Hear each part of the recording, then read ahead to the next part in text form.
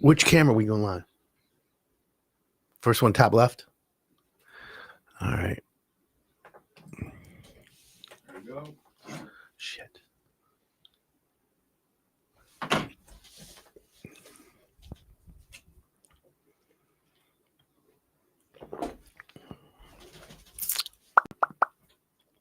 Good morning. This is Hired Done. My name's Adam Helfman. You're listening live on 101 WRIF. Everything that rocks. Don't forget, you can always see us on all our socials: Instagram, Facebook, YouTube, Twitter, LinkedIn, X, amongst others. We are looking at doing an OnlyFans for Hire It Done. Maybe, maybe not. Anyways, this is the Home Improvement Radio Show. Teaches you, the homeowner, how to fix, repair, or remodel everything within the four corners of your lot. Now, remember this, my friends. Hire It Done is not a do-it-yourself show. However, I'm not anti-do-it-yourself. I'm just pro-do-it-for-me. What does that mean? It means like from the neck down, I'm worth minimum wage. It means like if you need a contractor, you come to me because that's the life I lived. I grew up being a contractor. I grew up on the side of, hey, let's find a guy to build the deck while we spend time with our family. It's real. It's not the end of the world. It doesn't make us better. It just makes us the type of people that, hey, when you don't want to do it yourself and you want to hire it done, where do you go? Who do you talk to? Who's going to give you the advice that's going to save you the more pay? Remember, your checkbook used to be your most important tool in your toolbox. It used to be. And I used to, listen, I love that statement. I hijacked it. It was originally designed and developed or invented by Glenn Hagee. And he was America's master handyman. But today, it's not your checkbook. It's not. The most important tool, my friends, in your toolbox, is time. You heard it. Time. Time is the new currency. Remember that. In fact, I'm going to quiz you later in the show. And I'm going to say, what's the most important tool in your toolbox? And you're going to text me 248-927-1985. That's the text line. If you have a question, by the way, also 248-927-1985. You can text me that question, but I'm going to ask that at the end of the show. What is the most important tool in your toolbox? And if you say your checkbook, I'll give you a high five. But if you say time, because that's the new, then you win. You go to the front of the home improvement class. And so what do we got going on today? Well, here we are, close to Thanksgiving. I'm thinking about turkeys, thinking about this and that. And what do you do around your house? What's your home improvement list this week, this month? Are you thinking about renovating? Are you thinking about hiring a contractor? Maybe, just maybe you're frustrated and anxiety's spinning and you're not sure what to do. And you're like, maybe I'll move. Maybe I'll improve. What do? Move or improve? Well, guess what? Today I have one of the rock stars in the real estate business of Metro Detroit. She's going to be coming on after the first break. Her name's Tracey Freeman, TSF Homes. And not only is she the number one real estate agent around, she's low key. She doesn't want anyone to know that, but I'm blabbing it out there. She's better than all of them. I know I have family in the real estate business and I have advertisers and I have this and that, but I'm telling you the GOAT. Okay. And we're going to be asking Tracey all the tough questions. Why should I list my house now? What do you look for when you're hiring a realtor? What questions you want to ask? Because, when it's like, hey, I have a house. I want to sell it in, I think it's worth $1 million. Does the realtor that you interview tell you, oh, I'll get you 1.2? Does the realtor that you're interviewing say, listen, I know you want $1 million, but to be honest, I did a little research. Your neighborhood only gets you 750. I mean, think about that, friends. Are you going to go with the person who says, I'll get you 1.2? Or are you going to give the person who's going to be real, legit? Who's going to bust their ass? Oh, once they get your listing, they just put it on the MLS, multiple listing services, or whatever MLS stands for. I'll ask her what it means. But those are the questions we're going to talk about. And we're going to say, how long is too long? Should the house sell right away? I mean, you hear all these rumors. You hear all these things. Oh, I got above listing. We listed it on Friday, and Monday we had 5 offers. Let's talk. We're going to bring reality into the picture today, okay? We're going to set the expectations for every homeowner who's thinking of selling. How long should it take? How much time should you give your realtor? And then should you have the conversation, Mr. and Mrs. Real Estate Agent, you listed my house, but in 30 days, If no offers, no showings, or something doesn't happen, what are you going to do for me? Ask them to tell you. Don't tell them what you want. Ask them to tell you. That way you can assess. You can make it however you want. And that's it. So what if you're in New Jersey, right? Roseland, whatever the city is. What if you're watching right now and you're like, hey, maybe I'll move to Michigan, right? Code words. You never know. It's just how it is. You know, what if you want to like put your name on a billboard? See, I got you. I know what's going on, folks. Anyways, what do you got going around your house this weekend? Are you turning your heat on? Guess what? Did you know the inside air of your house, the air quality in your house is 5 to 10 times dirtier than the outside air? So what are you going to do? You turn your furnace on for the first time and it's heating the house and you hear this explosion. And the ductwork's shaking through the house. You're like, what the heck is this? Houston, we have a problem. And by the way, I'm schwitzing. It's really hot in here, Roberto. Like I'm in my podcast studio. We broadcast live. It's a beautiful studio. If you want to see us, you can go live on Instagram, Facebook. I don't know, everywhere. YouTube. My thing, my friends, is it's hot in here, and I'm on live radio, so I can't like turn the heat down unless I had the app. Ooh, I better spend some more money. Anyways. Shout out to all my listeners today, as you know. In fact, if you have a question this morning, you can text me, 248-927-1985. That's the private text line to the Hire It Done Studios. Please keep it PG. I know all the ladies love to say things to me, and I love it. But keep it PG. And, of course, Roberto, who's asking for a shout-out today? It's on already. No, who's asking for a shout-out? You Mr. Positive. Mr. Positive. What up? Healthy would love a shout out on Mr. Positive. Everybody's go for your dreams. Thank you. Yeah. Thank you, Mr. Positive, for tuning in today. He's my one and only listener, I think. Just kidding. Anyways, if you're turning the heat on in your house, think about your air filter. Think about the air quality. And how do you even run your furnace? Let me give you the basics of furnace or thermostats for dummies. First of all, everyone should have a digital programmable thermostat, one that has digits, not a knob, not a twist. The old twist Honeywells, those are cool. They're kind of like antique-ish and they work, but they're not able to save you money. And here's the deal. I want to save you some money. So here's what we got to do. You got to get a digital programmable thermostat. You go to a big box store. Guess what happens? You buy one. You can get one for $20. You can get an expensive one, with the app and all the bells and whistles like I have for a couple $100. Professionally installed too, by the way. But let's just get a basic one because the basic one pays for itself in a month or two. Think about it. So what does a programmable digital thermostat do? So first of all, you turn the fan, or turn it on heat or cool, right? Put on heat. And then fan on auto or on? That's the question. What do you do, friends? Guess what? Fan on, not auto. And I'm screaming. Fan on. Why? Because what happens is you're circulating the air. And when you have a high efficiency furnace, and most people do today, that fan is spinning all the time. And it uses electricity, of course, but it's a high efficiency. So it's only using like 18 cents. And what it's doing, though, is it's circulating the air through your house and scrubbing it through your filter, which you have to change monthly, please. And it cleans the air. Less dust, but better air quality. Did you know that parents today, their kids are on inhalers, respiratory issues? Guess what? I've been saying it for years, and now they're finally following the leader, me. Respiratory issues on children are starting and are actually coming out of the home. Do you know that like you can get terrible asthma and allergies from dry cleaning, picking up your dry cleaning in those bags? It's called VOCs, volatile organic compounds. It's off-gassing.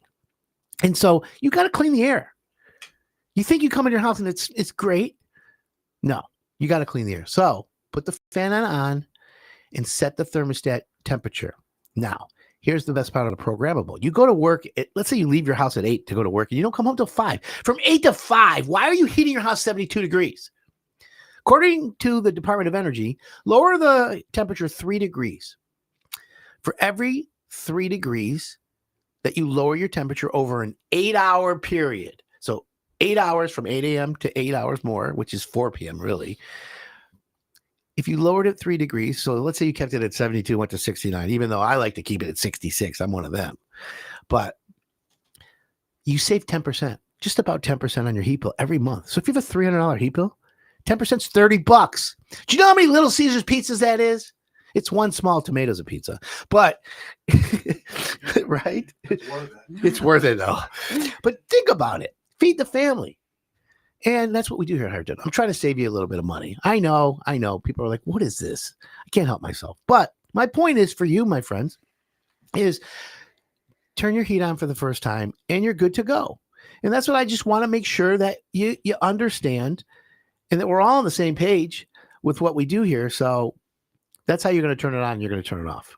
Now, we can talk all you want about heating and cooling for hours upon hours, but we have so much to talk about today where, I've got my real estate agent, Tracey Freeman in studio, and we're going to be gearing up. So if you have a question about listing your house, if you have a question about staging, is staging still a thing? What's clutter to you and clutter to them, right? Do we have to bake chocolate chip cookies while the people are looking in my open house? I would be eating them all, to be honest. That reminds me, scented air filters for your furnace. We've talked about it in the past. In fact, I was the guy who invented it 10 years ago. I just never followed through. Roberto can prove. I have archives that say add scent to your heating and cooling. So when you put the fan on in the air filter, it's got a little chocolate chip cookie, vanilla, something good. New car scent. Yeah, new car smell. Right. Exactly. Why not? Anyways, there's a lot of scents you can get today. My whole point is when they come to the open house, you want to trick them. Don't let them know you're a smoker, but it is what it is. All right, we're going to take a break. Don't forget, if you have a question, 248-927-1985. Text me, Tire It Done. My name's Adam Helfman. We're going to be taking a quick break. We've got Tracey Freeman in studio. If you want to see us live, we're here. Go to Instagram, Facebook, YouTube, wherever. We're all live. Just type in Hire It Done. You'll find me. And thank you for Camber, Bruce, Brian Lee, Metro Home Improvement, Grace. Everybody's listening today. We're on fire. My name's Adam Helfman. You're listening to Hire It Done on 101 WRIF. Everything that rocks.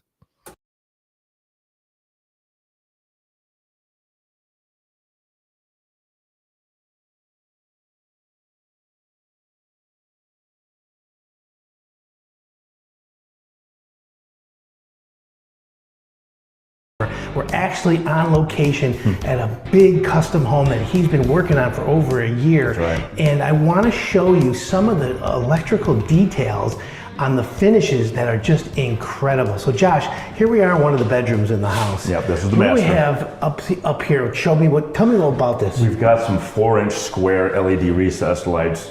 They're low profile, they hug the ceiling, and this client prefers the brilliant white. Like most people like a soft white, this has a more industrial light to it, a bright, brilliant white. We've got also some backlit. The ceiling is actually a drop, so it hangs down from the main ceiling about a foot or so. And when you look at that, you can see, turning the recessed lights off, then you can see the backlit around the perimeter. And those are on dimmer switches, right? Yeah, can you see that on that ledge? And there's several drops like that throughout this house that have the backlit up against the ceiling too. That's a really cool architectural detail. So if someone wants to do this in their house on a renovation project, is it lights, LED? What did you, like, is it a fixture or is it something you custom build? It's a strip light. It's an LED strip light. And what you can do is it's a real thin light. You mount an electrical driver. It's kind of like a transformer. It takes your normal house voltage and ramps it down to a lower voltage for the LEDs. And you can mount that remotely and then just run those LED strips up on top of that drop and it just backlights the whole ceiling. Can a homeowner tell you what they want and then you can kind of design and you can do absolutely. that? Now these are on dimmers, right? They sure are. So you could dim it. Yep. So that's kind of cool. Now these 4-inch LEDs, these are really cool. I haven't seen square ones in a while. Yeah. These are dimmable too? They sure are. Here we go. There you ramp them down. Okay. You can use them as ambiance lighting as well. The question I have for you is this expensive, these lights? The square ones are more expensive than the round one, yes. They're more stylish. They seem to be coming back into style with the new builds we're doing these days. And so they run a little bit more, but not egregiously more Okay, expensive. so it's, if someone wants to have a nice architectural detail or a nice finesse touch on the electrical Yes. side, they can have this. And the back side of those is round. So if you have existing light fixtures, recessed lights, you can retrofit with square with no additional. Oh, so someone work can being upgrade if done. they wanted. Yeah. Okay, I noticed something cool in the bathroom. Let's go take a look go. at what's in the bathroom. So we're in the master bathroom, and one of the unique features on the electrical side is we have two floating vanities, obviously a his and a hers. So Josh, just like you have lighting underneath, and on this one here you have lighting underneath, but you have lighting above. Yeah. You know, is that difficult to do? It is, but we started this on the BRIF. So all these were put in when it was just the wood framing of the home. Retrofitting something like this would be much more difficult, not impossible, but you'd probably end up with drywall repairs that would need to be made after the fact. We also have lights, wires sticking out of the drywall here for backlit mirrors. They have not arrived yet, but those will be also a feature of this bathroom. Let me ask you, this bathroom as you've been doing it right now, it's in the, I would say, finishing stages. Yes, So yeah. are we like 30 days from I would the say for this completion? whole project, I mean, yeah, we're probably talking a month, maybe a month and a half. Okay. If you walk around here, there's still a good amount to do. Now we have the freestanding tub, Yeah. okay? And I see the niche below it, and you actually have lights in Yeah, there. backlit niche as well. So any kind of trinkets or bath products you put in there would be backlit and highlighted as well. And again, it's much easier to do all this wiring when you start from the rough, where it's open framing, Yeah, no it's part of the drywall on the walls. plan. Exactly. If you plan properly, you can have and execute all this. Yes. And again, if you wanted to remodel and renovate, you can do this after the fact as well. A little more, labor intensive, but it can be done. So if someone's watching this and they say, oh my God, I want to do a tub with a niche like that, and for the electrical part, you could be like, yeah, no problem. 100%. Yep. I mean, No it's problem. more difficult, obviously, when you're having existing and you're fishing wires, Yeah. as opposed to an open floor plan, which makes sense. And a lot of time when you get an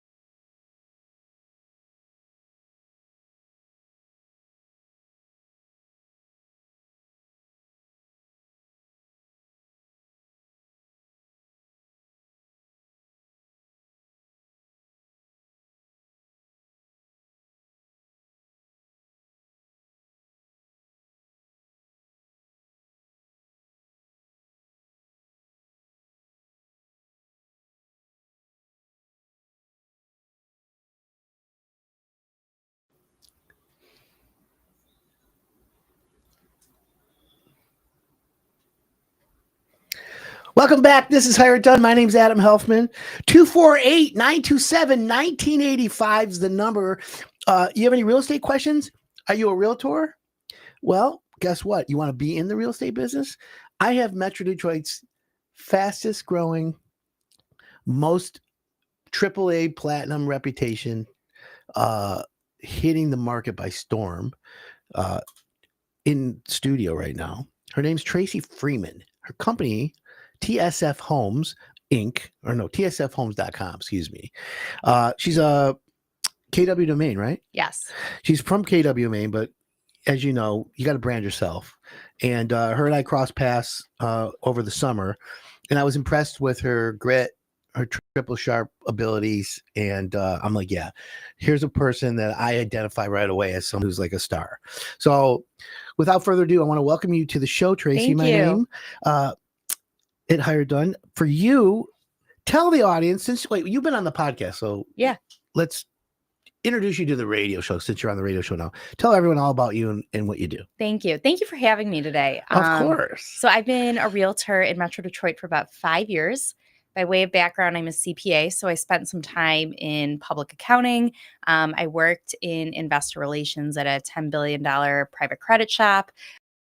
So I bring a financial background to every real estate transaction that I think a lot of realtors in the industry kind of lack that type of knowledge.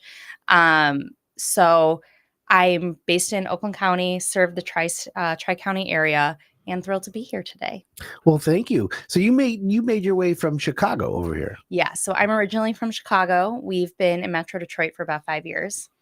Unbelievable. And you're a CPA by trade as well? That's correct. So let me ask you a question, not to like mix the two because it's like oil and water a little bit, but debits equal credits, right?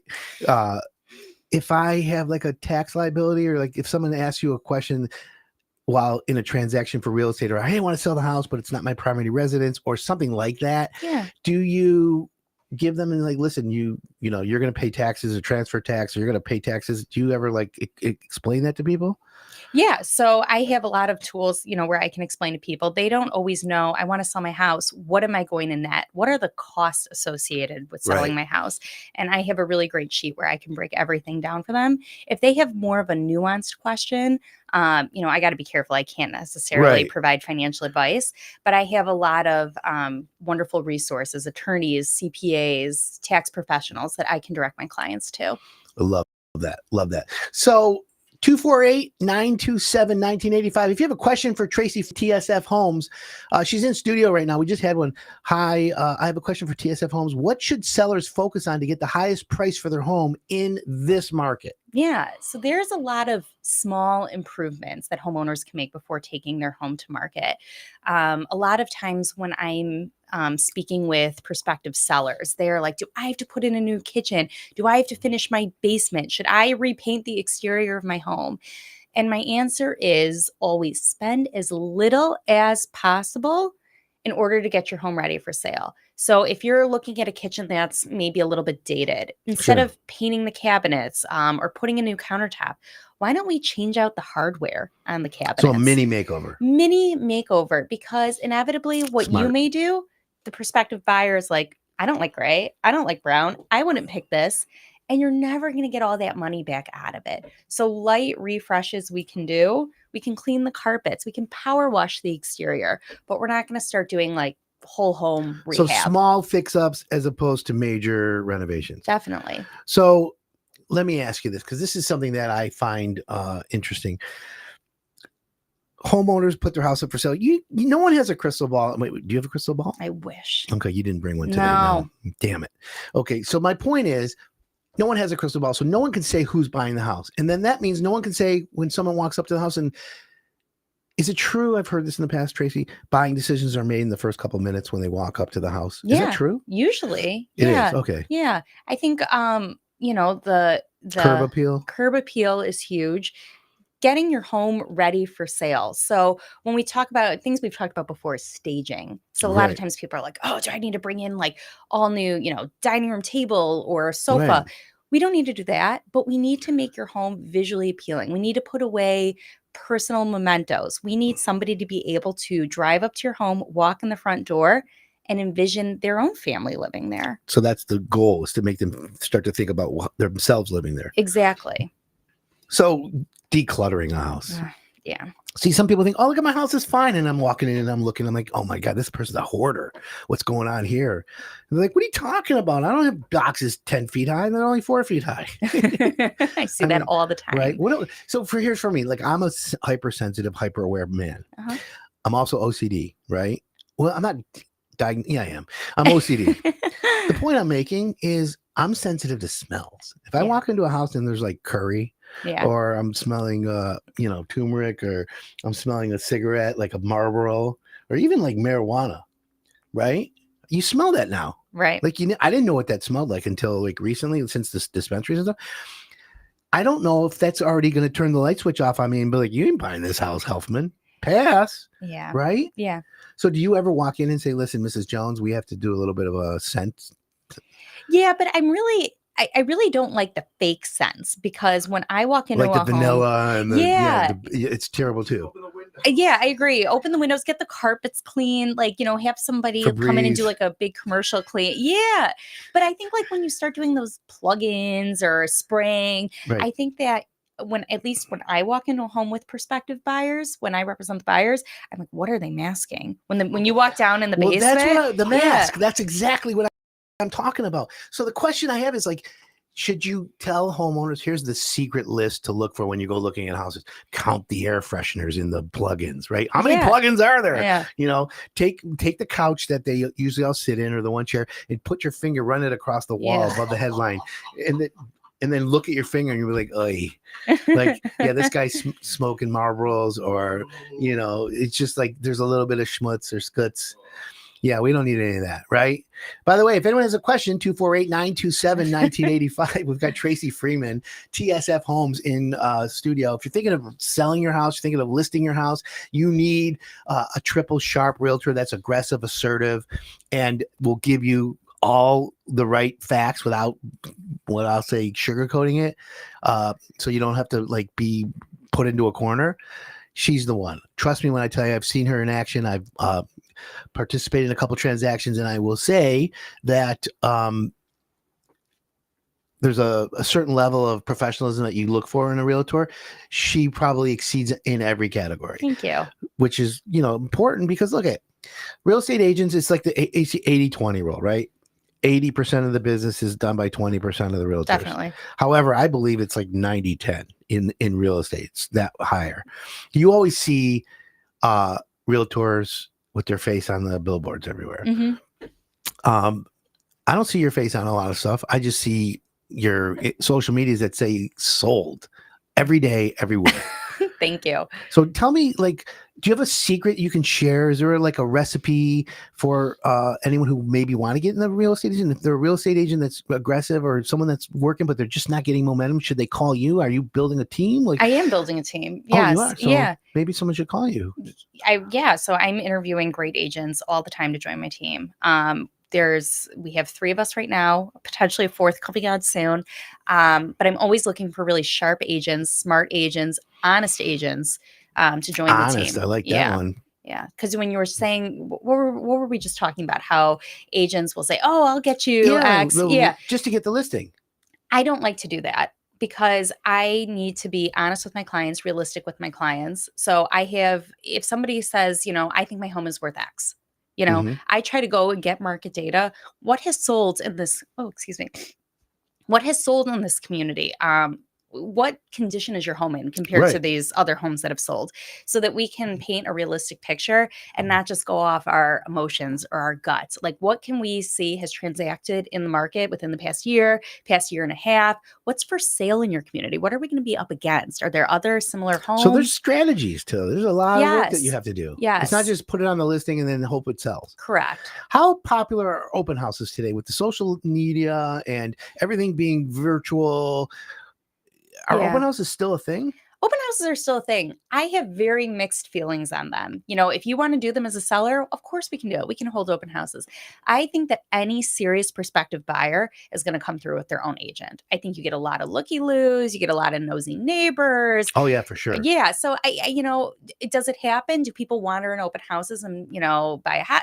Sure. Of course it happens. But I think that serious buyers are going to come through, have a private showing, get the guidance of their agent, aren't necessarily Right. going to come through, check out what kind of cookies you have on the table, and, you know, Really? decide they want to buy. Yeah. Well, I think the kind of cookies on the table will see how indicate if the seller is really interested in negotiating or not. Fair enough. I mean, Yeah. if they're Keebler cookies, or the Marty's cookies, Yeah. or are they crumble cookies? Yeah. Like, if there's a dozen crumble cookies on them, they're like, listen, buy my house. We're serious. We're desperate to sell this. Yeah. And that's where, you know, they're like, whatever. It is what it is. So that makes, I get it. And it makes perfect sense to me. So what about when you deal with a homeowner and they say, yeah, we got to sell this house. And then you go there and you're like, oy, like, is there a checklist that you have that like says, okay, visual, scent, clutter, Yeah. like the no-nos, the no's? What's a hard no? Like, as far as when you say to the homeowner, listen, I don't think I can list your house. Or, like, is it at bad expectations? Yeah. What would tell you to a homeowner that, listen, I'm going to have to pass on listing your home? Well, I think it kind of goes back to a lot of that pricing. So if somebody is, you know, dead set on, I want to list it at, you know, X, and I Sure. think it's worth Y, you know, sometimes I say, let's try your strategy. And there's no other agent in this community that will work as hard as I will to get you X. If that's what you think your home is worth and that's what you need to net, I will work, to get you that. But I say, if we're not going to get traction, Yeah. if we don't get showings and you are serious, if you really do need to move, if there's a little bit of a time pressure here, Of course. why don't we say after 2 weeks, no traction, we lower it to this price? And that way we have set expectations. They know what my marketing plan is. They know that I'm going to be working really hard Right. to get prospective buyers in there at that initial price. But if we can't get the traction and we need to sell the house, we know what we're going to do to be more aggressive in the market. Makes perfect sense. We're talking with Tracey Freeman. She's a realtor out of Metro Detroit, handles the whole Southeast Michigan.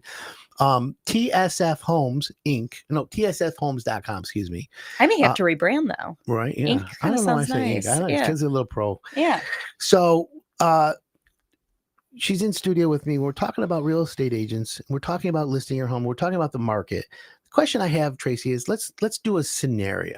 I have a friend who owns a condo, Bloomfield Hills, and location prime. Okay. Prime location, like Boardwalk Park Place, right? Okay. For Bloomfield Hills. It's a condo though.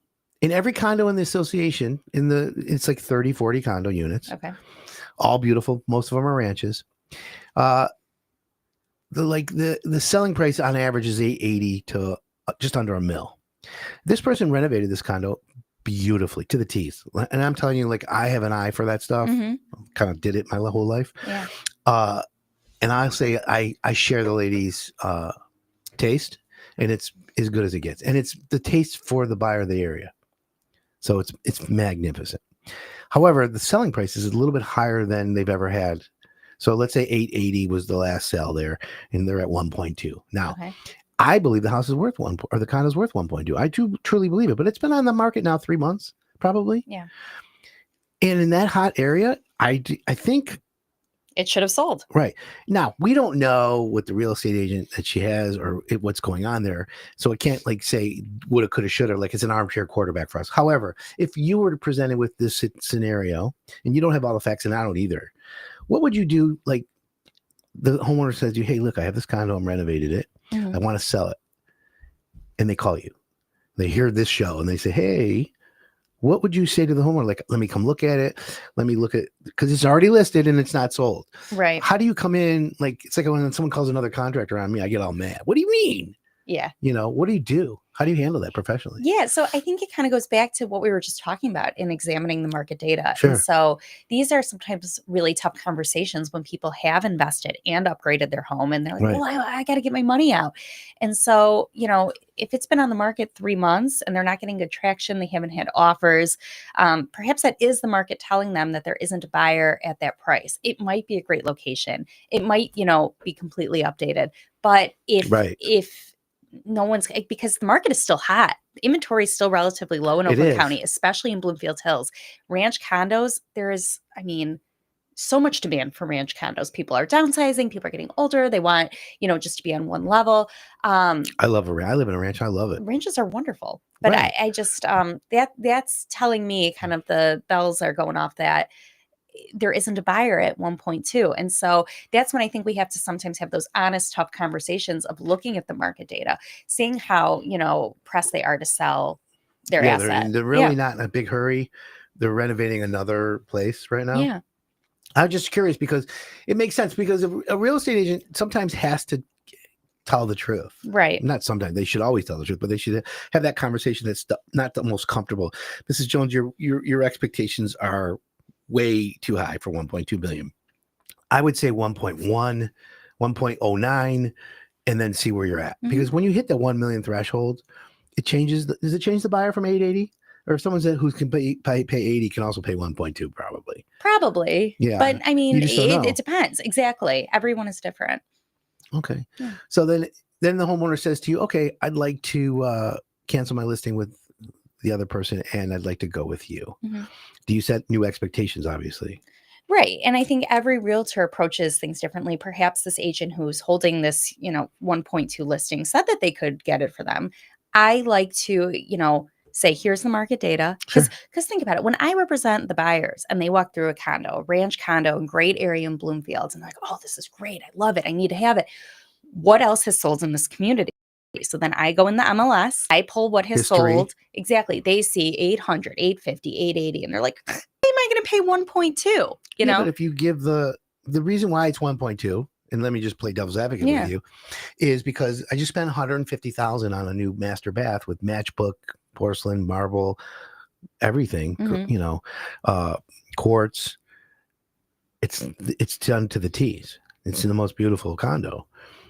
Now, obviously, it's priced that way too, though. So I guess you either leave it at that and hope the market catches up, or you just say, I'm not lowering the price till I'm ready to, be more aggressive, I guess. And either strategy works. It depends on the motivations of the seller. If they can wait, and they want to wait for that 1.2 number, great. But if they want to sell, if they know where they're going, if they need the cash from that sale, perhaps we look at the other sales in the community and update the price accordingly. So that's important. And I thought, and that makes perfect sense the way you just described that. We're talking with Tracey Freeman. She's a local realtor here in Metro Detroit, tsfhomes.com.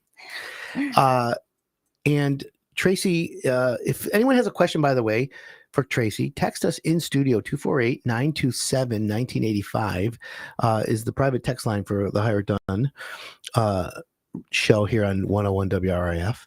You can also watch us in studio live on Instagram, Facebook, Twitter, and X, LinkedIn, and we're everywhere. But here's what I want to say. I want to say, if you're thinking of selling your home, are you thinking about, well, I'll do it in the spring when the kids are out of school, or, early summer, or now? Tracey, what is there ever a better time to list, or is every time now the time? What is your opinion of that? I honestly think whenever you are ready, whenever you need to move, is a great time to sell. People in this market move 12 months a year. As opposed to like different markets. Yeah, like Metro Detroit, I would say, is not a huge rental market. Where I come from in Chicago, huge rental market. So there is a push to sell May, June, July as people come up on their leases. Oh, yeah. got it. So here, like, I personally bought my home in November. People really move 12 months a year. So, if you're thinking about it, you want to get ready, let's chat. Let's have a conversation. Let's look at what's going on in the market. Inventory is still so low. There are still so many buyers that are out there who are trying to move. They don't care that there's snow on the ground. They want to find where they're going to be for the next 10, 15, 20 years. So even if, sometimes people think, oh, it's not ideal. There's snow on the ground. Where am I going to go? That's nice. It doesn't matter. So how important, when listing a house, how important is it if I'm a homeowner and I'm going to list my house with you? Do we have this conversation with you before I list it about, all right, Adam, you're selling the house, but what if we've got a buyer who wants you out in 30 days? Are you going to converse with me on where am I going? What am I doing? Like, because then I'm going to be like, hey, Tracey, you find me a house at the same time. I can't sell this till you find me something, but I'm not buying anything till this is sold. That's that whole catch-22 BS, right? Yeah. So I'm sure that scenario has come across your desk. How do you handle that? All the time, because most people can't hold on to 2 mortgages, right? So what I like to do is get the seller set up with a search in the MLS. I like to show them, like, okay, you want to be, keeping on the Bloomfield example, you want to be in Bloomfield, you need this many bedrooms, we think we want to spend, about this price point. I like to show them what they can get for their money, right? I like to show them some things that are out there. We can get their home ready for list. And in that list, we can note that the seller needs, 60 plus days of occupancy. So this is huge. So after you close, which closes are usually 30 days, you can still stay in the house. You are now essentially a tenant in your own home for, call it, 60 days. So from the time we close to the time you have to be out, you really have 3 months. So November 1st, let's say we close. I got all of November, all of December, and then all of January if proper. If it's set and everyone agrees. Now, what if I say to the homeowner, listen, you can have occupancy for 6 months. These are like where you would negotiate for me and say, all right, the homeowner wants you to pay rent after 3 months. And then you negotiate the rent price, or is it whatever the mortgage is, or whatever? It all depends. Yeah. I mean, once you go past the 60 days, you kind of really then have to set up more of a lease situation. Oh, you do? Yeah. Okay. Yeah. But if I ask you to like just help me through of course that. I can help that. Yeah. Okay, I wasn't sure. Yeah. Is it hot in here, Roberto? It didn't get cool enough. It didn't no, get it's any warm cooler. in here. I am completely, I am being menopausal today. We'll have to get Grace at the next break to turn the air on. Keep your hoodie on camera. Really? I don't think so, Roberto. Maybe. Depends if enough people ask. What does Camber think? She's probably not listening anymore. Camber, if you're listening, I want to know. Inquiring minds want to know. We'll see if she pops in. Brian Lee will be like, don't be putting any of that on, which is okay, which we all know. So what happens when, Tracey, if someone says to you, oh my God, this house is great, but it needs a basement. It needs a bathroom. It needs a kitchen. It needs an addition. Mm-hmm. How do you navigate the homeowner? Say, yeah, well, you can put all that in after you buy it. You don't want to do it contingent upon or anything like that. Right. Do you give homeowners advice? Say, listen, this neighborhood, if you're paying X, let's say it's $1 million neighborhood, mm-hmm. and the homeowner's getting it for like 1.50, mm-hmm. right? And then they're like, but I got to do a new kitchen. Do you say to them, look, the average homeowner is spending 7-8 years in a house or more now, and you're gonna every dollar you put in, you're gonna get a return. Do you give them advice on that, or you just Yeah, it goes a little back to that crystal ball. I wish I had that crystal ball, but Correct. But if you look at, again, staying on our Bloomfield $1 million example, home prices have historically only gone up here, over time. And so if somebody's worried, like, oh, but if I put in a kitchen, am I going to get it back? If you're staying here for 5, 10, 15 years, at least if we look at historical data, yes, again, I don't have a crystal ball. I can't say for certain, but yes, you make big improvements to your home like that, and you are going to stay there for a decade plus, chances are, yes, your home will continue to appreciate over time. It's interesting that's a good opinion, and I happen to concur. I tell homeowners, look, if you're going to buy a house and you're like, oh, if part of the decision is, am I going to get my money back? Which, by the way, is common sense. It's okay to think that. But most people, homeowners, forget to add into that equation the value or the enjoyment, the mm-hmm. percentage of enjoyment, the actual enjoyment value. What's that worth? To me, that's priceless. When I come home and I have a deck in the backyard, we have 1 minute. Oh, he's holding it. Okay, got it. When I come home and I have a deck in my backyard and I'm just chilling, and I look to the right and there's a pizza oven, and I look to the left, there's a little fireplace and a pond. That's what makes it home for you. Right. I don't care what I spent. I'm like, yeah, there's nothing going on. But all right, we're going to take a quick break. We've got Tracey Freeman, tsfhomes.com in studio. But I want to say, when we come back, I'm going to ask her the tough questions. What happens if we're not a match? What happens if there's a closing and the buyers or the sellers don't show? How do you handle disasters? And maybe you can share a few nightmare stories that we have when we come back. My name's Adam Helfman. This is Hire It Done on 101 WRIF. Everything that rocks.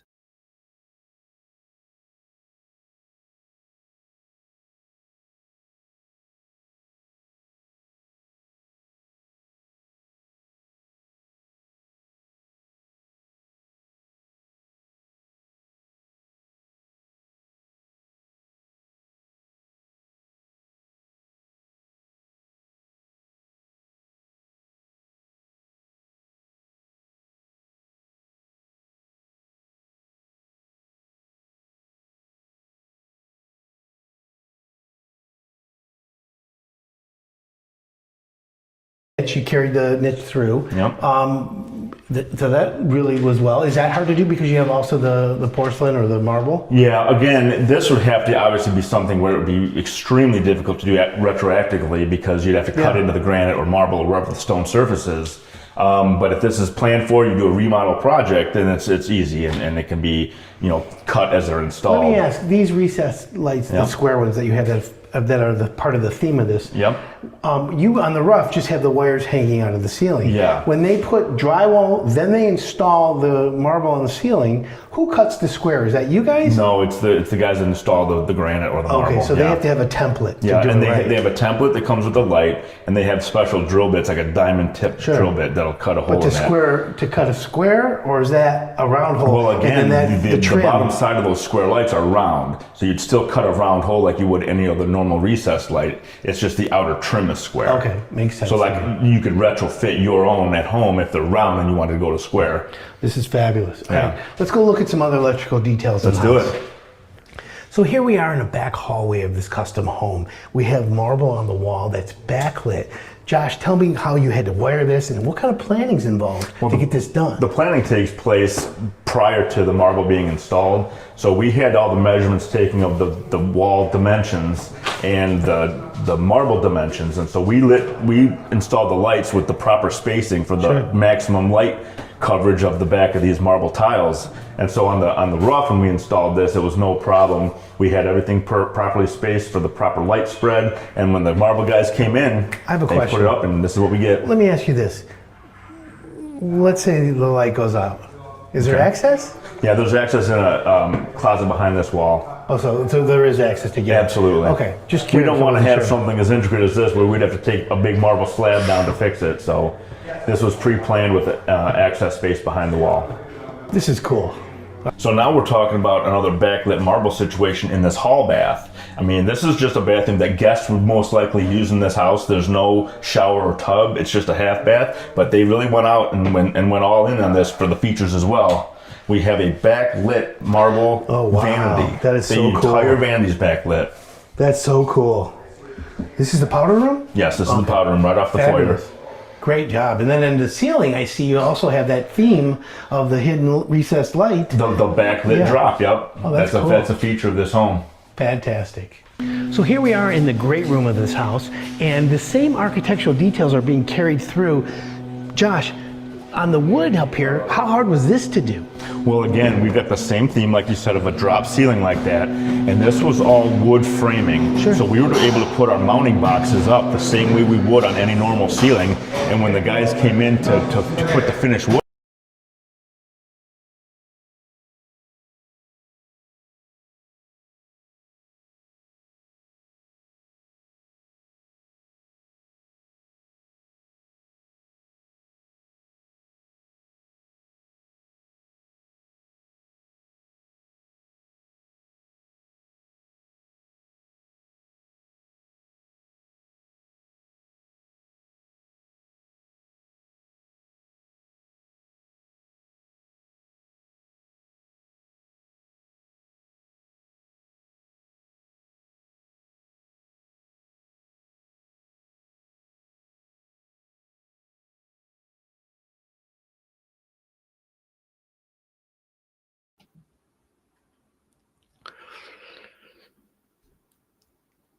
Welcome back. This is Hire It Done. My name's Adam Helfman. We have such a great show going on this morning. In studio with me is Tracey Freeman, TSF Homes. Tracey Freeman, realtor extraordinaire. And we've been talking about real estate. Should you list your house now? MLS, anything that happens. But now it's time to really make sure that if you're a listener and you really want to hire, not fire, a real estate agent, what are you going to ask them that is going to really put them on notice that you're serious and you really want to have your house listed where it's a real pro going to do and sell it, not just take the listing, tell you what you want to hear, and then hope the MLS does the work? Are there people out there that do that, Trace? Yes. There are. Yeah. So you know what you want the homeowner to know. Mm-hmm. But have you ever had questions asked to you from homeowners that you're just like, why are they asking this? Or that indicate like, hey, they've been prepped on what to ask? A little bit. I mean, I always, and I lead with this stat because I think prospective sellers should ask, what's your track record? If you over the like past a list year. to sell ratio? Yeah, exactly. Because so in 2024, I got to update this for 2025 now. I feel like we're deep in 2025. In 2024, my listing sold for, I think, 98% of list price. Really? That's a stat I'm really proud of. And it's because I set really solid expectations with my sellers. And I think, perhaps to my detriment, I am very honest with prospective sellers. And I think I've lost some listings because I won't just agree to, oh, you think your home's worth $800,000. Let's list it. Let's do it. And I think, because there are agents out there that will just agree. And then, it just sits and it rots on the MLS for months. It's funny. In home improvement, my dad, who was a legend in the business, he said to me, you become really good at what you do when you learn how to say no. Mm-hmm. And, in all senses of the words, you just literally just said, yeah, I know how to say no to homeowners. And I've told homeowners, hey, Mrs. Jones, I can't do your kitchen the way you want it because I don't think we're a match. I'm not going to be able to give you the quality and the level at the price you're paying. Mm-hmm. I'm going to have to pass on the project. And to watch people, first of all, to grow the cojones just to tell someone that, it was really tough. But I did it. And my dad helped me, obviously. But at the same time, because you want to sell everybody, you want to tell yes, you want yes to everything. But saying no gets you to the yes quicker. Well, I think it kind of comes down of knowing the value that you bring. Sure. You as a contractor, me as a realtor. I get asked all the time, oh, well, I talk to my friends, cousins, sister, they'll list my house for 1%. Will you list it for 1%? And I think that's a really hot question for realtors right now. Yeah. And it's showing the value that you bring, of why realtors earn their fees and what I'm going to do to sell your home quickly, and bring you a great quality buyer. And I love that. And you know what? Most homeowners need to know. So if a if a homeowner calls you Mm-hmm. and they said, hey, I heard this radio show and I'm thinking of listing my show, Mm-hmm. my house. What's the first thing you tell them? I mean, let's assume you're going to meet them at their house. Yeah. How does that conversation go? Yeah. I just like to learn a little bit more about them first, about why they're moving, where they want to go, just kind of what their motivations are, what their timeline looks like. And we go from there. And then I feel like that's kind of our initial conversation.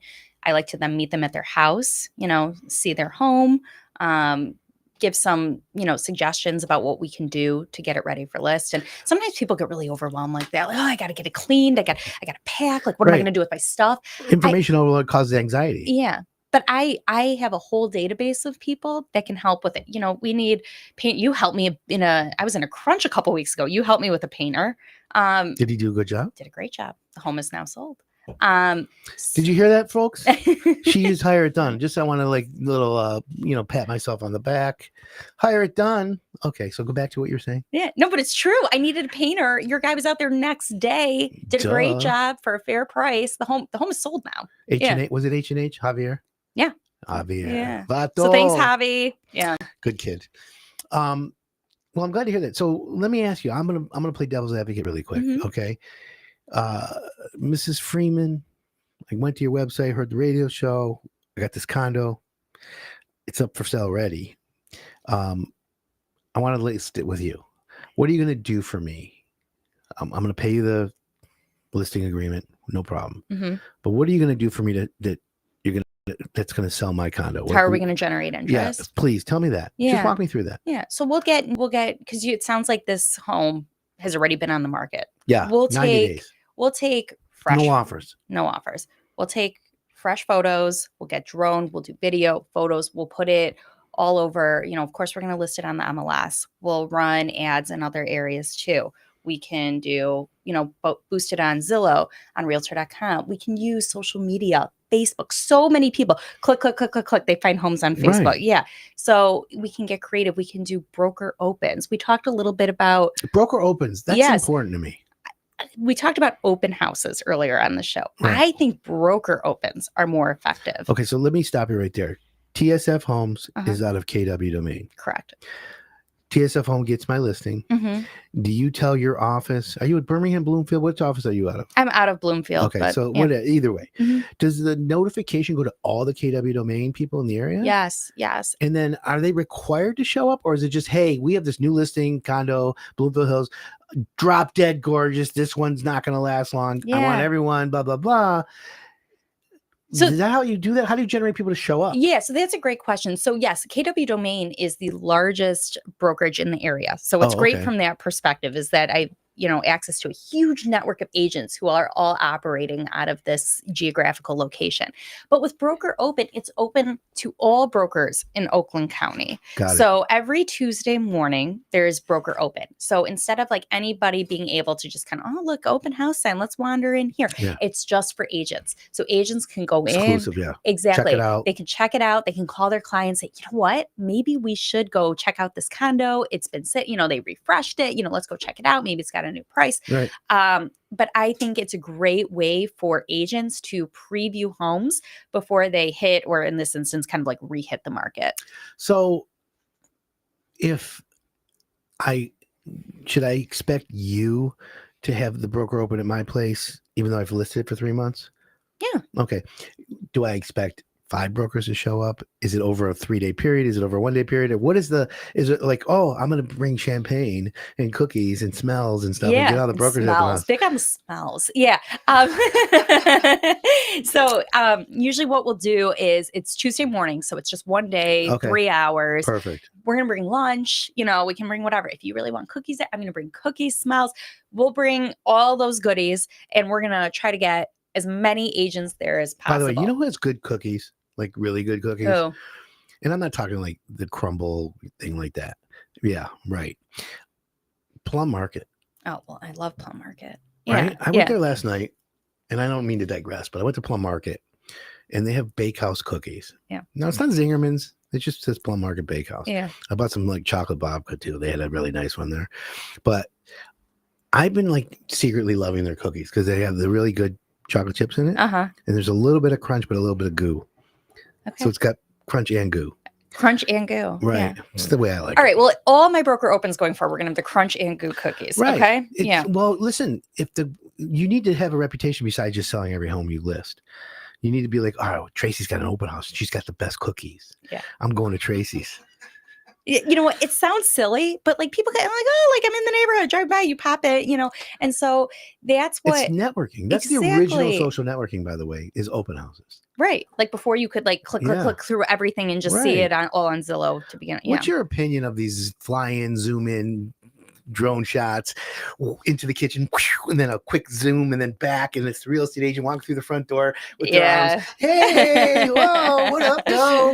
You know, and then you got all this going on. I'm like, wait a minute, what's this? You know, is it just because that's what the trend was? And I can see it fizzling out fast already. Yeah. I mean, I think drone shots are great. It kind of depends. So if you want to showcase, maybe this home is on a great lot. Yeah. You know, it's a great home. Let's say, you know, maybe it's an expensive home. You want to showcase that it's around other estates. Like you're not going to be, you know, the nicest home on the block. So I think drone shots have a time and a place for marketing. Do I think every home needs drone shots and video and the realtor walking around? No. You know, I just don't think it's effective. But I think like if you're trying to showcase the lot, maybe it backs up to Gilbert Lake. Maybe it's next to all, you know, beautiful estates and you want to show that. Maybe you wouldn't get that just from the, you know, front view of the home. Yep. Yeah, I think that's really effective.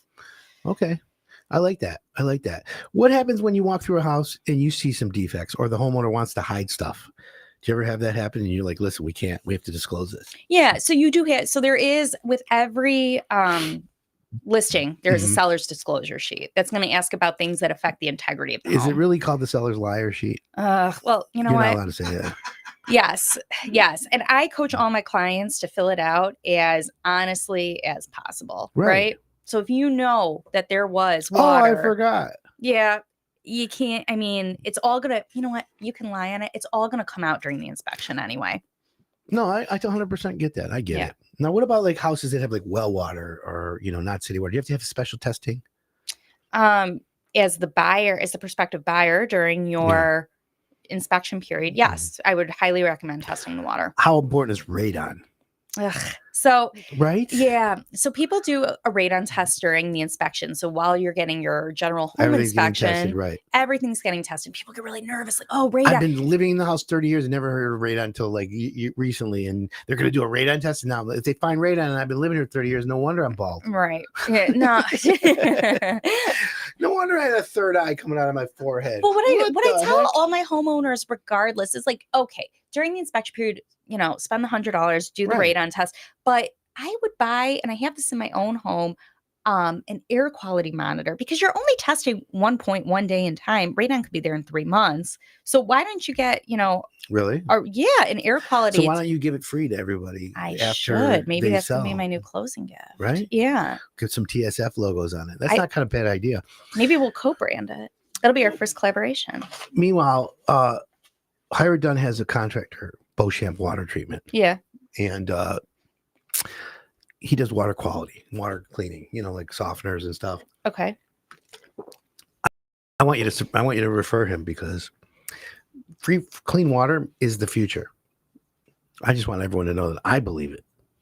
And it's, he's one of our sponsors, Beauchamp Water. You've heard me talk about him, I'm sure. He's the best. He's the king of water. Okay. But he does things like that. So I'm just was curious, because I've always wanted to like collaborate with real estate agents with Hire It Done.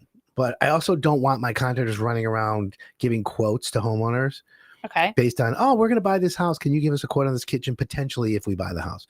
I don't want, it's called unpaid consulting with my guys. I don't want to do that. So I just want to help that. So, all right, Tracey, give everyone the information on how to get a hold of you. If you're a real estate agent, you want to up your game, give Tracey a call. She's looking to grow her team. If you're a homeowner, want to sell, you want to list, or you want to buy. We haven't even gotten to that. We have to do another one on buying. Yeah. Tell everyone your information. TSFhomes.com. And of course, you can call or text me anytime, 248-772-1997. It's a pleasure to have you on the show. Thank you. Great information as always. Thank you. So anyone, if you have more information, I'd like to let you know, just visit hireitdone.com. We have the best contractors, best real estate agents, the best of the best, right? Don't do it yourself, my friends. Hire It Done.